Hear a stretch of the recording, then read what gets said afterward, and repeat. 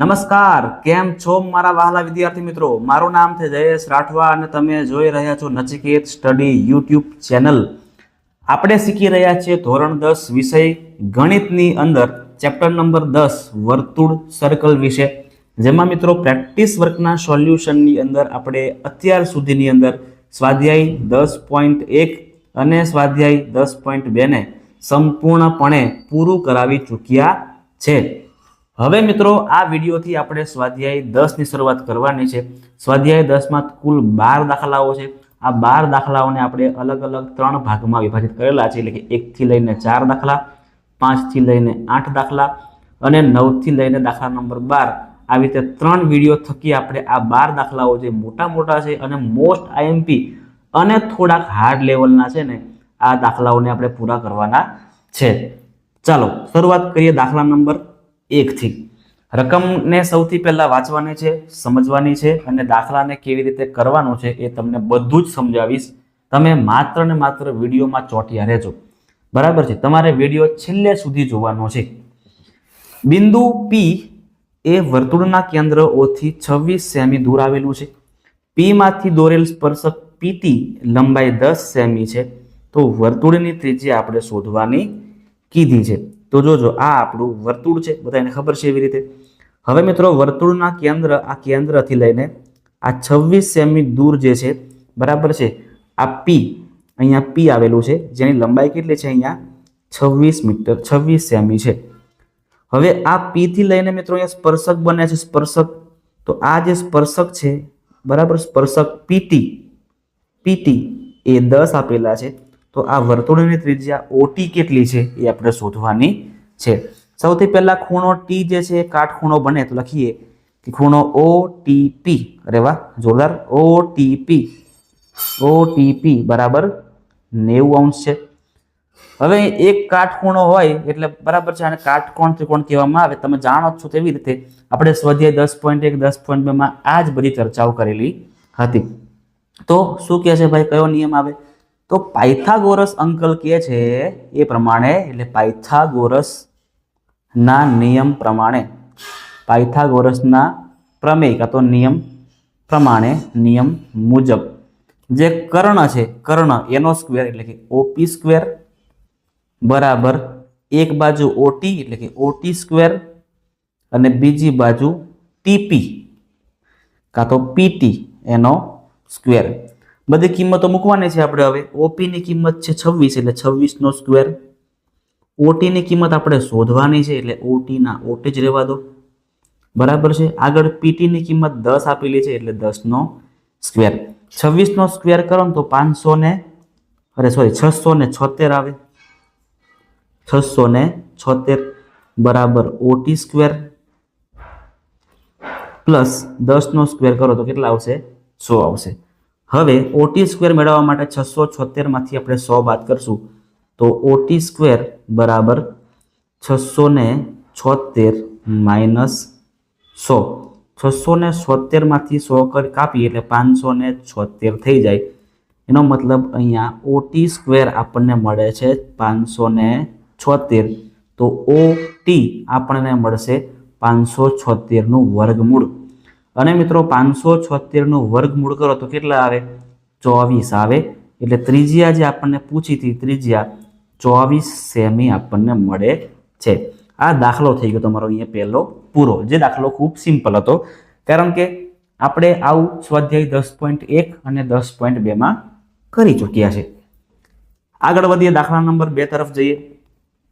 O કેન્દ્રિત વર્તુળમાં AB છે ને, AB એ વ્યાસ છે. સમજો મિત્રો, આ દાખલો થોડોક હાર્ડ આપણે ગણી શકીએ, બરાબર, થોડોક હાર્ડ, કારણ કે તમને ખબર જ નહીં પડે તમારે કેવી રીતે આગળ જવાનું છે. તો જોજો, AB એ વ્યાસ છે અને AC એની જીવા છે. હવે C બિંદુએ દોરેલ સ્પર્શક એ લંબાવેલ AB ને D બિંદુએ છેદે છે. BAC નું માપ 30 અંશ હોય તો સાબિત આપણે એવું કરવાનું છે કે BC અને BD એ બંને સરખા થાય.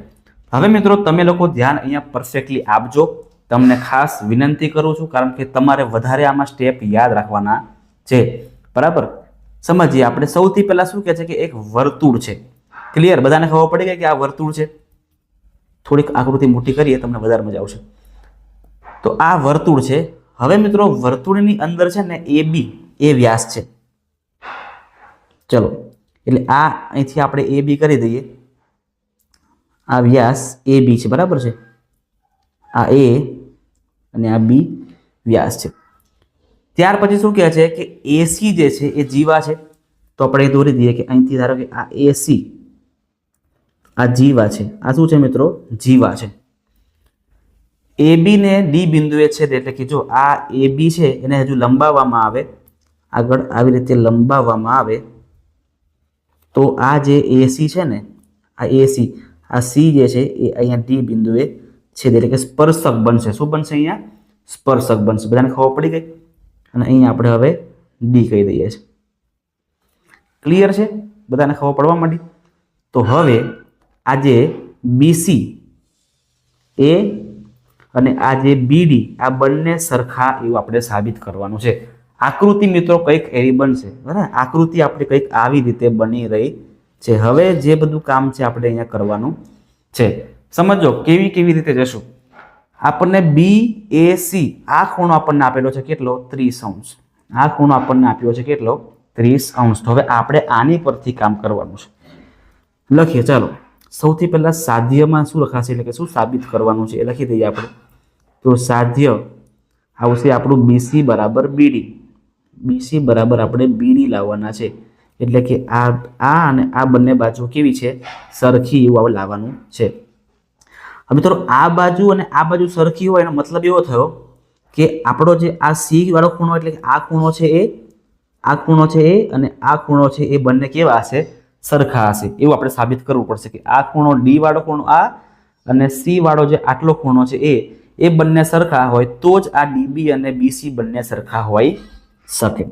એટલે આપણે એવી રીતે સ્ટેપ બાય સ્ટેપ આગળ જઈએ છીએ. ચાલો લખીએ હવે સાબિતી બરાબર સાબિતી. ચાલો સૌથી પહેલા જોજો મિત્રો, તમને એક નિયમ સમજાવું છું. કયો નિયમ? તો જ્યારે કોઈ એક આવી રીતે સ્પર્શક હોય, સમજો કોઈ સ્પર્શક એ જીવા સાથે ખૂણો બનાવે, કોઈ સ્પર્શક જે છે એ જીવા સાથે આવી રીતે ખૂણો બનાવે તો એવો ને એવો સેમ ખૂણો અંદર જીવા અંદર તરફ બનાવે. ફરી કહું છું, જ્યારે કોઈ સ્પર્શક એ જીવા સાથે ખૂણો બનાવે તો આવો નવો સેમ ખૂણો અંદરની જે જીવા છે એટલે કે અંદરની જીવા છે એ અંદરનો ખૂણો બનાવે. એનો મતલબ એવો થયો કે આ જે અહીંયા આ ખૂણો 30 હોય તો આ ખૂણો પણ કેટલો હશે? 30 હશે. બરાબર છે? જો લખાવું છું તમને હવે કે BAC ખૂણો BAC અને આ જે ખૂણો છે એને કહીશું આપણે DCB. આ બંને કેવા છે? સરખા છે. લખી પણ દઈએ, ચિંતા ના કરો કે સ્પર્શક અને જીવા વચ્ચેનો ખૂણો, બરાબર છે? સ્પર્શક અને જીવા વચ્ચેનો ખૂણો તમારે હવે સમજી લેવાનું છે. BAC નું માપ આપણને આપેલું છે કેટલું? 30°. BAC બરાબર 30°. તો આ જે DCB છે તેથી ખૂણો DCB આપણને કેટલા મળી ગયા છે? 30° મળી ગયા છે. સમજો હવે. એટલે કે આ ખૂણો જે છે આપણને કેટલો મળી ગયો મિત્રો? 30° મળી ગયો છે. હવે શું કરશું આપણે? જો આ ખૂણો 30 મળી ગયો છે એટલે આ ખૂણો પણ કેટલો આપણે સાબિત કરવાનો છે કે આ ખૂણો પણ 30° છે એવું આપણે સાબિત કરવાનું છે. બરાબર છે? આ ખૂણો પણ આપણે 30 છે એવું સાબિત કરશું. તો સાબિત કરશું કેવી રીતે? તો જોજો હવે આ ત્રિકોણ આપણે ABC ત્રિકોણ તમે જુઓ, આ ABC ત્રિકોણમાં અહીંયા મિત્રો આ ખૂણો 180 નો હોય, આ કેટલો હોય? 180. તો આ એના કરતાં અડધો હોય. બરાબર? નિયમ છે કે આ જે ખૂણો 180 નો બનતો હોય તો આ ખૂણો એનાથી અડધો હોય. મતલબ કે આ જે C ખૂણો છે, C ખૂણો કેટલો હશે? 90 નો હશે. ચલો C ખૂણો 90 નો હશે તો 90 વત્તા 30 એટલે કેટલા આવે? 120 આવે. તો 180 માંથી ત્રિકોણના 3 ખૂણાઓનો માપનો સરવાળો માંથી આપણે 120 કાપીએ તો કેટલા વધશે? અહીંયા 60. તો આ જે બાકી રહ્યો અંદરનો ખૂણો એ કેટલો આવશે? 60 આવશે. ક્લિયર છે? ચલો એટલે પહેલા આપણે C ખૂણો મેળવી લઈએ પછી આપણે આ જે બી ખૂણો છે એ મેળવશું. તો લખીએ, આકૃતિની પાછળ લઈ જઈએ હોય તો જગ્યા નથી એટલે, કેમ કે આપણે બધું જ કામ આકૃતિમાં જોઈને જ કરવાનું છે. ચલો આકૃતિને આપણે ઉપર ગોઠવી દઈએ છીએ. હવે આપણે સી ખૂણો મેળવવાનો છે. તે લખીએ કે ખૂણો AOB બરાબર 180 અંશ કહેવાય. 180 અંશ કહેવાય. તેથી ઉપરનો જે આ ACB છે, ખૂણો ACB છે, એ પણ કેટલો આવશે? એ 90 અંશ આવશે. અડધો આવે એટલા માટે. ચલો 90 પણ લખી દઈએ. અહીંયા લખી દઈએ આપણે હવે 90. હવે આપણે ABC એટલે કે હવે આપણે આ ખૂણો મેળવવાનો છે. તો ત્રિકોણના 3 ખૂણાના માપનો સરવાળો ઉપયોગ કરીએ તો BAC ખૂણો BAC પ્લસ અત્યારે મેળવ્યો BCA કાં તો ACB અને હવે આપણને જે જોઈએ છે C કાં તો ABC બધાનો સરવાળો 180 અંશ. BAC નું માપ છે 30 જે આપણને આપેલું છે. ACB નું માપ 90 જે અત્યારે આપણે મેળવ્યું, હાલ જ મેળવ્યું. અને ABC આપણે મેળવવાનું છે. ABC આપણે મેળવવાનું છે 180. ચલો સરવાળો કરો તો 90 ને 30 એટલે 120 થશે.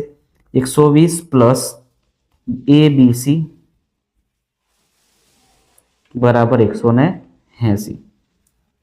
તો ABC બરાબર 180 માંથી 120 ને આપણે ઓછા કરીએ તો લખીએ ખૂણો ABC બરાબર 60 અંશ. કેટલા મળી ગયા આપણને? 60 અંશ. હવે મિત્રો આની પરથી આપણને આ ખૂણો પણ મળી જશે. જો કેવી રીતે મળશે ખબર છે? તો કે બહિષ્કોણના પ્રમાણે મળશે. બહિષ્કોણ પ્રમાણે તમને ખબર છે કે આવી રીતે ત્રિકોણ બનતો હોય ને, તો ત્રિકોણમાં આ ખૂણાને કહેવામાં આવે બહિષ્કોણ, અને આનો સરવાળો એ આના અને આના બરાબર થશે. તો જો આ C અને D જે છે એ ખૂણા અંદરના સમજો, અને આ એનો બહારનો ખૂણો 60 છે.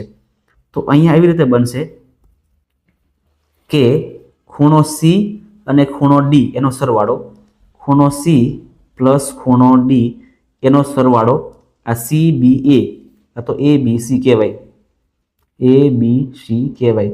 ખૂણા C નું માપ કેટલું છે? તો કે 30 છે.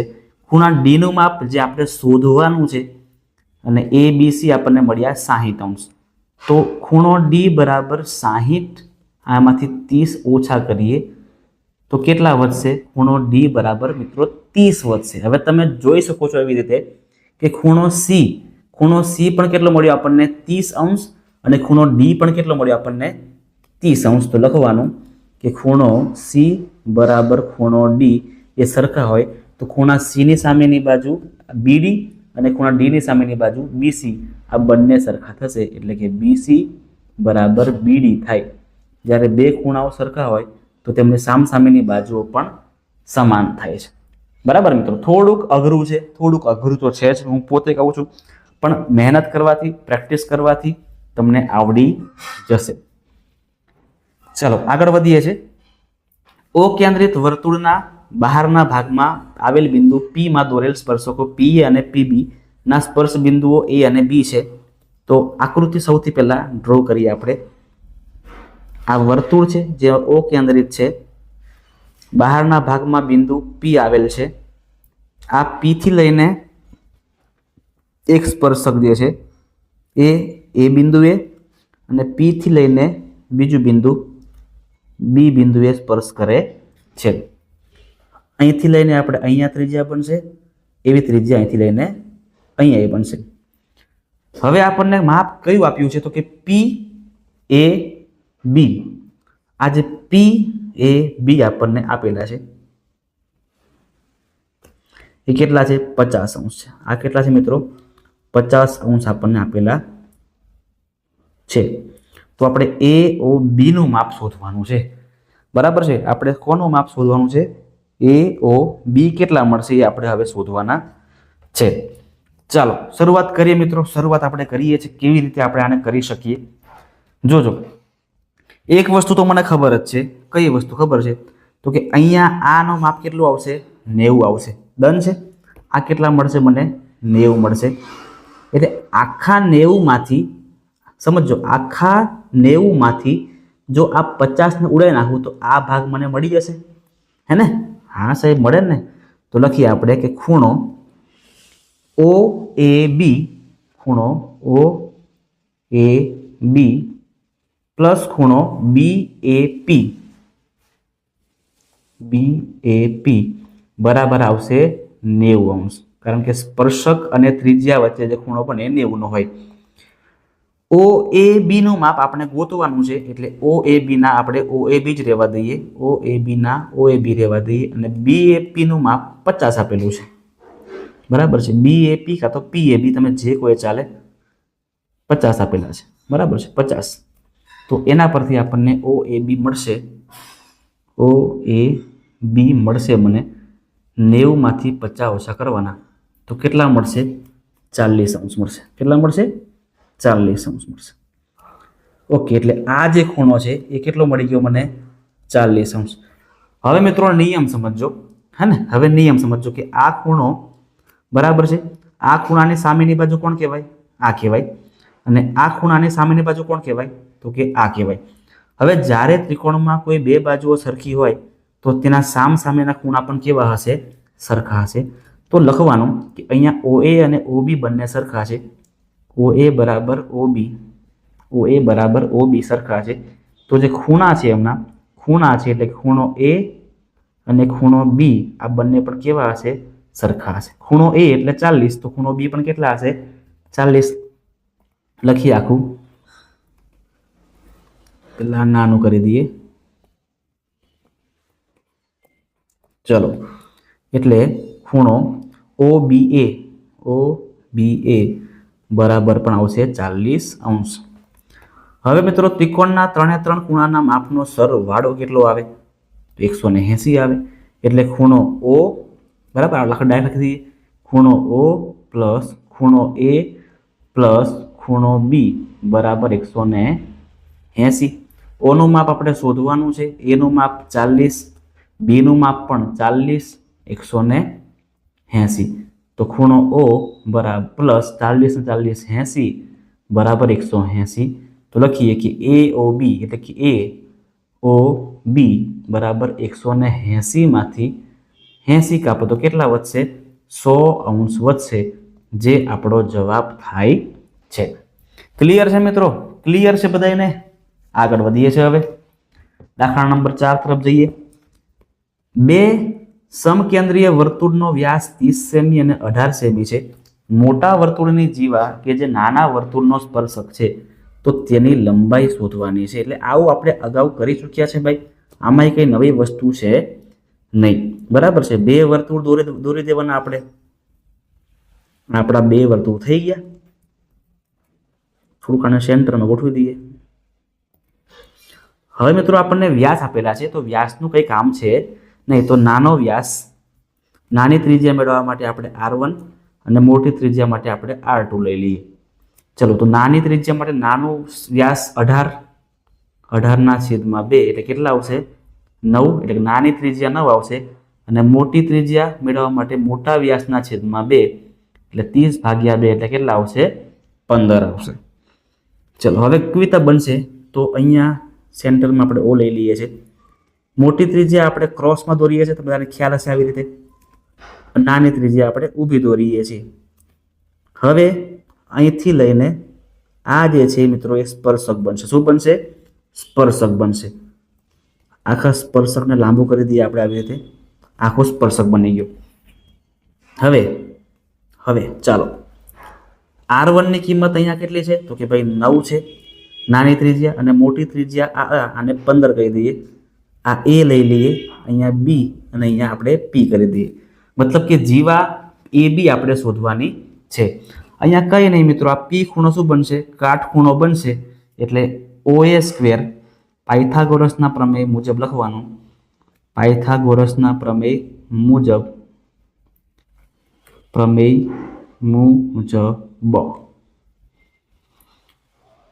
કાટખૂણો P છે એટલે ઉપરની બાજુ OA² બરાબર OP² plus AP square. OA square આવશે 15 એટલે અહીંયા આવશે 15નો સ્ક્વેર. OP સ્ક્વેર છે 9 એટલે કે 9નો સ્ક્વેર. અને AP ની કિંમત આપણે શોધવાની થાય છે. અહીંયા 225 આવશે. 9નો વર્ગ આવે 81 પ્લસ AP સ્ક્વેર.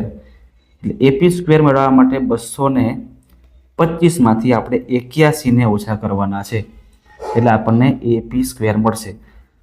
ચાલો 225 માંથી આપણે 81 ઓછા કરીએ તો અહીંયા 4 આવશે, અહીંયા 12, અહીંયા 1, તો 12 માંથી 8 જાય એટલે 4 અને 144 આવે છે. 144 બરાબર AP સ્ક્વેર. તો AP બરાબર 144 આવશે હવે વર્ગમૂળની અંદર. બરાબર છે. ચાલો, સો AP ઇઝ ઇક્વલ ટુ કેટલા આવશે? 12 સેન્ટીમીટર. પણ આપણને આખી જીવા AB જોઈએ છે એટલે AB એટલે શું? તો કે AB એટલે AP ના બમણા કરી દેવાના, ડબલ કરી દેવાના. તો 2 ગુણ્યા 12, તો 2 ગુણ્યા 12 કરો તો કેટલા મળે? 24 મળે. 24 સેન્ટીમીટર આપણો અહીંયા જવાબ થાય છે. ક્લિયર છે મિત્રો? તો આ હતા આપણા દાખલા નંબર 1 થી લઈને 4. આની પછીના વિડીયોની અંદર દાખલા નંબર 5 થી લઈને 8 સોલ્વ કરવાના છે. જે તમામ દાખલા મિત્રો મોસ્ટ IMP છે. તમામે તમામ આની પછીનો વિડીયો પણ ખાસ જોવાનો છે, શીખવાનો છે. તો મિત્રો તમને વિડીયો કેવો લાગ્યો હોય મને ખાસ કોમેન્ટમાં જણાવજો. તમને વિડીયો ગમ્યો હોય તો વિડીયોને લાઈક પણ મારી દેજો. તમારા મિત્ર વર્તુળની અંદર આ વિડીયોને ખાસ શેર પણ કરજો. અને જો તમે ચેનલ પર નવા છો તો ખાસ નચિકેત સ્ટડીને સબસ્ક્રાઈબ પણ કરી નાખજો. મળીએ છીએ આપણે નેક્સ્ટ વિડીયોની અંદર.